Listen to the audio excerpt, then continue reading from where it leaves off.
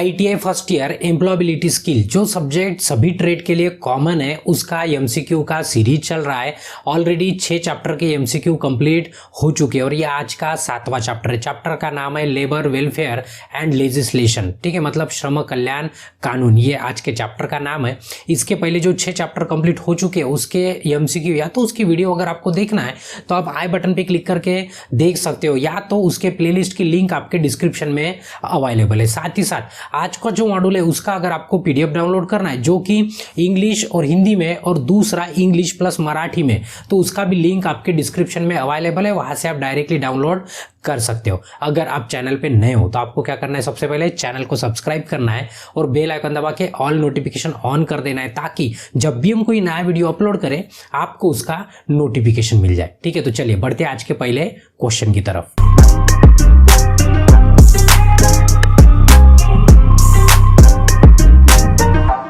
तो ये रहा आज का पहला क्वेश्चन। हर बार की तरह इस बार भी इंस्ट्रक्शन देते थे, क्वेश्चन 2 लैंग्वेज में रहेगा, हिंदी और इंग्लिश में। हम इंग्लिश में पढ़ते हैं और हिंदी में आपको समझाते हैं। जो PDF है वो हिंदी, इंग्लिश, मराठी तीनों लैंग्वेज में आपको जो डाउनलोड करना है, या तो जो लैंग्वेज आपको समझती है आप उस लैंग्वेज में डाउनलोड कर सकते हो। ठीक है, और दूसरा इंस्ट्रक्शन ये है कि जैसे ही ये वीडियो खत्म होता है, हर बार देते हैं इंस्ट्रक्शन, बट क्या होता है कि हम बार बार बोलते हैं कि हर बार कोई ना कोई नया स्टूडेंट वीडियो देख लेता है, इसलिए हमें बार बार एक ही इंस्ट्रक्शन देना पड़ता है।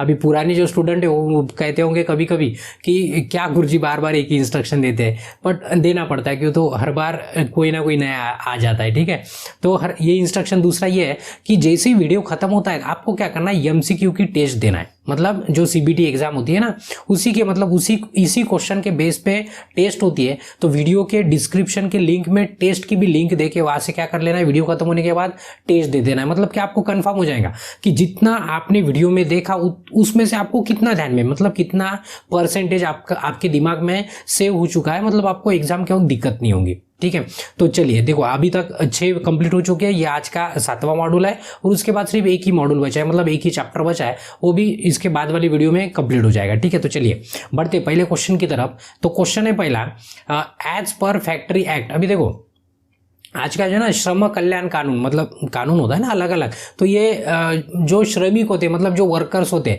उनके कल्याण के लिए कुछ मतलब रूल्स बनाए ना। मतलब देखो हर चीज के लिए रूल बनाए, तो इसके पहले भी बहुत सारे रूल देखे हमने। तो ये जो एम्प्लॉय होते हैं, एम्प्लॉय या तो वर्कर कहेंगे, फैक्ट्री में काम करने वाले, उनके बेनिफिट के लिए जो कानून बनाए गए उनके बारे में, मतलब वो एक्ट है। एक्ट मतलब क्या हो, कानून कहते हैं उसको, मतलब कायदा कहते हैं ना, वही। तो फैक्ट्री जो एक्ट है, देखो क्वेश्चन क्या है, एज पर फैक्ट्री एक्ट 1948। अभी देखो एक्ट है ना, अलग अलग ईयर में अलग अलग एक्ट लिखे गए हैं, मतलब लिख के रखे गए हैं। ठीक है, तो मतलब ये साल का ये एक्ट यहाँ पे लागू होता है। आपको पता है, आप न्यूज वगैरह देखते थे, ये सब आपको पता है, ज्यादा बताने की जरूरत नहीं है। बट क्वेश्चन में क्या है, देखिए क्वेश्चन में क्या है कि फैक्ट्री एक्ट के हिसाब से 1948 जो फैक्ट्री एक्ट है उसके हिसाब से canteen should be provide in the factory if worker are more than. अभी देखो पता है ना, मतलब कोई स्कूल हो, कॉलेज हो, कहीं पे मतलब क्या होता है कि अलग अलग रूल होते हैं। तो अभी यहाँ पे रूल ये पूछा है कि मतलब फैक्ट्री एक्ट के हिसाब से कि कितने वर्कर अगर आपके फैक्ट्री में है तो आपको कैंटीन देनी पड़ेगी। आपको क्या देनी पड़ेगी, कैंटीन। तो आपको पता होना कि कितने वर्कर है तो कैंटीन देना है, कितने वर्कर है तो कौन सी फैसिलिटी देना है, लंच मतलब रूम देना है, रेस्ट रूम देना है, ये सब मतलब कैसे कि जितने वर्कर बढ़ते जाएंगे, मतलब जितनी आपकी फैक्ट्री बड़ी बड़ी होती जाएंगी वैसे क्या होगा कि ये सब आपको फैसिलिटी प्रोवाइड करनी पड़ती है। तो थोड़ा सा यहाँ पे देख लीजिए, देखिए अगर आपके वर्कर्स आपके कंपनी में समझो 150 के ऊपर है, मतलब 150 से ज्यादा है, तो आपको क्या करना है, रेस्ट रूम भी प्रोवाइड करना है और लंच रूम भी देना है। अगर क्वेश्चन चेंज होता है तो आपको दिक्कत नहीं होने को ना। देखो 150 के ऊपर जाता है तो रेस्ट रूम और लंच रूम देना है, अगर 250 के ऊपर जाते हैं तो आपको कैंटीन देना है। क्वेश्चन में वही पूछा है, कैंटीन कब देना है, जब 250 के ऊपर वर्कर होते हैं आपके कंपनी में, तब आपको कैंटीन प्रोवाइड करना है। ठीक है, उसके बाद देखो ये क्रेचेस वेन, अगर वुमन आपके कंपनी में मतलब इंडस्ट्री में है तो आपके फैक्ट्री में 30 से ज्यादा है, मतलब 30 से ज्यादा। ये क्रेचर्स मतलब क्या होता है, जो मतलब महिलाएं अपने फैक्ट्री में काम करती है, तो वो किसी महिला को छोटे छोटे बच्चे हैं तो घर में बच्चे छोड़ के तो आ नहीं सकती,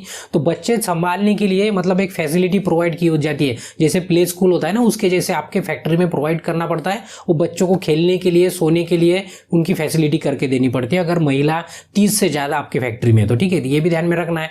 अगर 500 से ज्यादा अगर वर्कर है तो आपको वेलफेयर ऑफिसर रखना है। क्या करना है आपको, वेलफेयर ऑफिसर। तो आपको ध्यान में रखना है कैंटीन कब देना है, फैक्ट्री एक्ट के हिसाब से अगर आपके एम्प्लॉय 250 से ज़्यादा है, क्वेश्चन में वही पूछा था कि कैंटीन कब देना है, जब वर्कर आपके कितने रहेंगे, 250 से ज़्यादा रहेंगे, ठीक है। इसलिए इसका आंसर क्या रहेगा, आंसर बी रहेगा, ठीक है। चलिए नेक्स्ट क्वेश्चन है अंडर फैक्ट्री एक्ट। देखो मैक्सिमम अभी क्वेश्चन है ना एक्ट के ऊपर ही है। Under factory act the restriction, अभी रेस्ट्रिक्शन मतलब ध्यान में रखिए, रेस्ट्रिक्शन मतलब क्या होता है, प्रतिबंध होता है। क्या होता है रेस्ट्रिक्शन मतलब प्रतिबंध, मतलब प्रतिबंध है किसको, restriction on working time of woman, मतलब वुमन के लिए, जो महिलाओं के लिए कौन सा टाइम रेस्ट्रिक्ट किया है, मतलब कौन से टाइम में महिलाओं ने काम पे नहीं बुला सकते आप, या तो उनको काम पे नहीं जाना है। तो आपको ध्यान में रखना है कि सुबह 6 बजे से शाम 7 बजे तक महिलाएं काम कर सकती है आपकी फैक्ट्री में, या तो आप उनको काम पे बुला सकते हो, आपकी फैक्ट्री है तो, ठीक है। या तो आपके साथ काम कर रहे हैं तो आपको ध्यान में रखना है कि वो 6 के बाद और 7 के पहले उतनी टाइम में काम कर सकते हैं, बट आपको रेस्ट्रिक्ट कौन सा टाइम है उनके लिए, 6 से पहले आप नहीं बुला सकते और 7 बजे के शाम के 7 बजे के बाद उनको आप रोक भी नहीं सकते, ठीक है। इसके अलावा मतलब ये टाइम रेस्ट्रिक्टेड है बिफोर 6 और आफ्टर 7। तो आपको ध्यान में रखना है, क्वेश्चन में वही पूछा था, क्या पूछा था कि रेस्ट्रिक्टेड टाइम कौन सा है, प्रतिबंधित टाइम कौन सा है, तो आपको ध्यान में रखना है बिफोर 6 मतलब सुबह 6 बजे के पहले उनको नहीं बुला सकते, और बियॉन्ड 7 PM मतलब शाम को 7 बजे के बाद उनको काम पे रोक भी नहीं सकते, ठीक है। तो ये क्या है, रेस्ट्रिक्शन है वुमेन्स के लिए फैक्ट्री एक्ट के तहत, ठीक है। हम पहले ही बोला कि वर्कर के लिए क्या हुआ, ये चैप्टर में पूरे क्या है कि जो वर्कर्स लोग हैं उनकी सेफ्टी के लिए, या तो उनकी मतलब उनका सब प्रिकॉशन रखने के लिए, ये सब करने के लिए एक्ट बनाया है, बस उसी के चैप्टर में उसी के ऊपर क्वेश्चंस है, ठीक है। हालांकि ज्यादा क्वेश्चन नहीं है, बट जितने भी है सफिशिएंट है, ठीक है।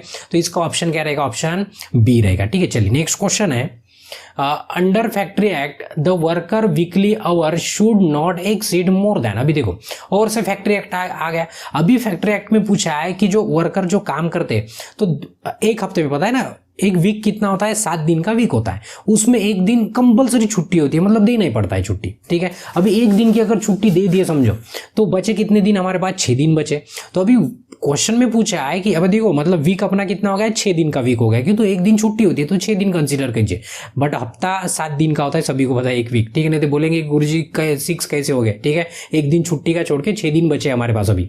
तो क्वेश्चन में पूछा है कि एक दिन में मतलब टोटल एक हफ्ते में कितना काम कर सकता है वर्कर, कितना अलाव है ना, उसको उससे आप ज्यादा, हाँ ओवर टाइम अगर करते हो तो ओवर टाइम का उसको पैसा देना पड़ेगा, बट रेगुलर जो टाइमिंग है आपको पता है कि डेली का सिर्फ 8 घंटा काम करना अलाव है, ठीक है। कितना घंटा, मतलब 8 घंटा आप काम ले सकते हो, या तो आप 8 घंटा आपको क्या करना है, काम करना है। तो 6 दिन का अगर कंसीडर करते हो तो कितना होता है, 48 आवर्स होता है। कितना होता है, 48 आवर्स होता है। तो 48 आवर्स मतलब ये 48 घंटे, आप गिन के देखिए, रोज का 8-8 घंटा अगर कंसीडर करते हो और 6 दिन अगर आप काम करते हो तो हफ्ते के कितने, मतलब एक वीक का कितना होता है, 48 आवर्स होता है, ठीक है। कितना होता है, 48 आवर्स। इसलिए हमारा ऑप्शन क्या था यहाँ पे, ऑप्शन सी था। चलिए नेक्स्ट क्वेश्चन है what is the expansion of ILO, ठीक है। इसके भी पहले बहुत सारे एक्सपांशन हमने देखे, इसके पहले भी जो रेगुलर जिन्होंने वीडियो देखा है उनको कोई दिक्कत नहीं, उनको पता है, उनको आदत पड़ गई। अभी जो एक्सपांशन है उसको कोई एक्सप्लेन नहीं कर सकते, उसको क्या करना है आपको आदत मतलब याद कर लेना है, आदत नहीं बोल सकते, याद कर लेना है आपको।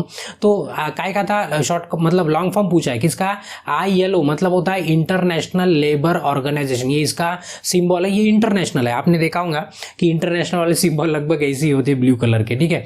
तो वही पूछा था, तो ILO मतलब क्या होता है इंटरनेशनल लेबर ऑर्गेनाइजेशन, इसलिए इसका ऑप्शन क्या रहेगा, सही ए रहेगा, ठीक है। चलिए नेक्स्ट क्वेश्चन है What is the minimum percentage of employee contribute for the basic salary from the basic salary as per EPF Act 1962? देखो ये भी एक एक्ट है। EPF मतलब क्या होता है, देखो एम्प्लॉय प्रोविडेंट फंड होता है, पता है ना, मतलब आपके अगर पापा वगैरह जॉब पे या तो कोई आपके अड़ोस पड़ोस वाले जॉब पे, तो आपको पता है उनका PF कटता है, या तो PF का पैसा उठाते हो, ठीक है, या तो उनको PF का पैसा मिलता है। तो ये PF का पैसा मतलब क्या होता है, जो हमें पेमेंट मिलता है, अगर हमारा समझ लो सैलरी, हमारा तनख्वाह समझो 100 रुपए, कितना है 100 रुपए, तो हमें क्या करना है, EPF काटना है या तो PF काटना है। तो मिनिमम कम से कम कितना PF काटना पड़ता है, तो PF मतलब क्या, हमारी ही सैलरी में से कुछ पैसा काट के बैंक में सेव करके रख देंगे, उतना ही पैसा कंपनी भी प्रोवाइड करती है, मतलब उतना पैसा आपके कंपनी में सेव होता है। सेव मतलब वो जमा होते जाता है। एक तो जब आप रिटायर होंगे तब, या तो कोई आपको इमरजेंसी है, या तो आपको घर बनाना है, या तो कुछ करना है, तब भी आप PF का पैसा निकाल सकते हो। ये जिनके घर में एम्प्लॉय है उनको पता है, ठीक है। वही पूछा है कि कितना काट सकते हो आप, तो आपको मिनिमम कम से कम 12%, अगर 100 रुपये मेरा पेमेंट है समझो एक महीने का, तो मेरे को कम से कम हमें 12 रुपये काटना है, मतलब 12% काटना है किसके लिए, ईपीएफ के लिए, ठीक है। तो क्वेश्चन में वही पूछा था कि कितना आप कम से कम, मिनिमम मतलब कम से कम कितना काट सकते हो, कम से कम कितना काट सकते हैं हम 12%, मतलब ऑप्शन कहाँ पे, हमारा ऑप्शन सी पे, ठीक है। तो चलिए नेक्स्ट क्वेश्चन की तरफ। नेक्स्ट क्वेश्चन है विच amount does include in wages. Wages मतलब क्या होता है, मजदूरी होती है। वेजेस मतलब क्या होता है, मजदूरी। तो कौन सा अमाउंट इंक्लूड मतलब उसमें ऐड करके होता है वेजेस में। वेजेस मतलब जो आपका मजदूरी होती है ना, जो पेमेंट होता है आपका, उसमें कौन सा पार्ट ऐड होता है। अब ये इसमें से जो 4 ऑप्शन दिए उसमें, तो आपको ध्यान में रखना है डियरनेस अलाउंस, मतलब आपने सुना होगा महंगाई भत्ता, या तो शॉर्टकट में उसको DA कहते हैं। क्या कहते हैं, DA कहते हैं, महंगाई भत्ता। तो ये कोई सेपरेट नहीं मिलता, ये क्या होता है, आपके वेजेस का एक पार्ट कंसीडर किया जाता है, या तो आपके मजदूरी का एक पार्ट कंसीडर किया जाता है, उसी पेमेंट में इंक्लूडेड होता है वो, ठीक है। तो क्वेश्चन में वही पूछा था कि क्या इंक्लूडेड होता है आपके पेमेंट में, या तो आपके वेजेस में, या तो हिंदी में उसको मजदूरी में, तो ये पूछा था। तो ध्यान में रखना है DA मतलब महंगाई भत्ता। आपको इंग्लिश हिंदी कौन सा अच्छा लगता है, आप उसको क्या कर सकते हो, याद कर सकते हो, ठीक है। चलिए इसका ऑप्शन क्या रहेगा, ऑप्शन ए रहेगा। चलिए नेक्स्ट क्वेश्चन है which factory is not concern, sorry which factory नहीं, सॉरी क्या बोला है, फैक्टर बोला है, not concern with occupational health and safety. अभी देखो नॉट पूछा है, ध्यान में रखना, जब भी नॉट कहते हैं ना, बार बार बताते, नॉट के वक्त क्या होता है, थोड़ा सा कंफ्यूजन होता है। तो आपको कंफ्यूज नहीं होना है, बराबर शांति से पढ़ना है, कंफ्यूजन बिल्कुल नहीं होता है। अगर हड़बड़ाहट नहीं करेंगे तो, नहीं तो हड़बड़ाहट में तो नॉट नहीं है, तभी भी आप गलत कर सकते हो, ठीक है। तो अभी देखिए कि नॉट पूछा है, नॉट इंक्लूड कौन सा फैक्टर, तो देखो ऑक्यूपेशनल हेल्थ एंड सेफ्टी में कौन सा नहीं, सेफ्टी भी आता है, हेल्थ भी आता है, वेलफेयर भी आता है, ये सभी आते हैं। कौन सा नहीं आता है, तो सैलरी नहीं आती है। क्या नहीं आता है, सैलरी नहीं आता है, इसलिए इसका ऑप्शन सही क्या रहेगा, ऑप्शन डी सही रहेगा, ठीक है। चलिए नेक्स्ट क्वेश्चन है which one of the following is an air pollutant. अभी देखिए ये जो चैप्टर है, ये चैप्टर का तो क्वेश्चन नहीं लगता है, हमें तो नहीं लगता है, ठीक है, क्यों, तो ये एनवायरनमेंट का क्वेश्चन हो गया, बट ये अभी दे दिया अभी निम्मे वालों ने, तो हमें भी पढ़ा नहीं है। बट क्वेश्चन में पूछा था कि एयर पोल्यूटेंट, पोल्यूटेंट मतलब सब्सटेंस। देखो पोल्यूशन अलग है और पोल्यूटेंट अलग है, ठीक है, अलग है मतलब पोल्यूशन प्रक्रिया है, पोल्यूशन क्या है, प्रक्रिया है, और पोल्यूटेंट मतलब जो प्रक्रिया करता है, जो खराब कर रहा है ना, उसको क्या कहेंगे हम, पोल्यूटेंट कहेंगे, ध्यान में रखना, ठीक है। तो अभी वही पूछा है कि एयर पोल्यूटेंट कौन सा है, तो आपको ध्यान में रखना है एयर पोल्यूटेंट है आपका कार्बन मोनोऑक्साइड। कार्बन डाइऑक्साइड गलती से भी नहीं मारना, बहुत से बच्चे कार्बन डाइऑक्साइड मार देते, क्यों, तो लगता है कि पहचान का है ना, ठीक है, ये पहचान वाला गलत है, कार्बन मोनोऑक्साइड आपको ध्यान में रखना है, इसलिए इसका आंसर क्या रहेगा, सही आंसर डी सही रहेगा, ठीक है। चलिए नेक्स्ट क्वेश्चन है विच scheme of act provide health insurance requirement for worker. कौन सा एक्ट प्रोवाइड करता है हेल्थ इंश्योरेंस, ये पूछा है। तो आपको ध्यान में रखना है, एक्ट है ना बहुत सारे, देखिए आपको अगर पढ़ने की इच्छा है ना, तो इतने सारे एक्ट है, आपको पढ़ना है तो पढ़ सकते हो, ठीक है, स्क्रीनशॉट ले लेना जिनको पढ़ने की इच्छा है, नहीं पढ़ना है तो कोई दिक्कत ही नहीं है, ठीक है। तो आंसर याद कर लेना है आपको सिर्फ। तो ये पूछा है कि कौन सा एक्ट प्रोवाइड करता है हेल्थ इंश्योरेंस, तो आपको ध्यान में रखना है कि एम्प्लॉय स्टेट इंश्योरेंस एक्ट, क्या कहते हैं उसको, एम्प्लॉय स्टेट इंश्योरेंस एक्ट कहते हैं। ये क्या करता है, आपको हेल्थ इंश्योरेंस प्रोवाइड करता है, ठीक है। तो ये चैप्टर का ये आज का लास्ट क्वेश्चन था। तो यहाँ पे क्या करते हैं, क्वेश्चन को रोक देते हैं और बाकी के क्वेश्चन क्या करते हैं, बाकी के क्वेश्चन मतलब ये चैप्टर के नहीं, ये चैप्टर के तो क्वेश्चन हो चुके हैं। इसके बाद जो नेक्स्ट चैप्टर है, चैप्टर का नाम है क्वालिटी टूल, ठीक है। टूल मतलब वो हैमर वगैरह वाला टूल नहीं है, हमारे अंदर का टूल, इसके ऊपर क्वेश्चन है। तो इसको है ना, इसके बाद वाले वीडियो में कंटिन्यू करते या तो कंप्लीट कर देते, ठीक है। तब तक आपको क्या करना है, अगर वीडियो अच्छा लगा है तो वीडियो को एक लाइक करना है, आपके जरूरतमंद दोस्तों के साथ शेयर करना है, और आपके मन में कोई सुझाव है या तो आपको कोई डाउट है तो आपको क्या करना है, कमेंट करना है। और अभी तक अगर आपने चैनल को सब्सक्राइब नहीं किया तो आपको क्या करना है, चैनल को सब्सक्राइब करना है। और इसके बाद का नेक्स्ट चैप्टर देखने के लिए आप नेक्स्ट वीडियो पे क्लिक करके देख सकते हो। तब तक के लिए ब्रेक लेते हैं, धन्यवाद।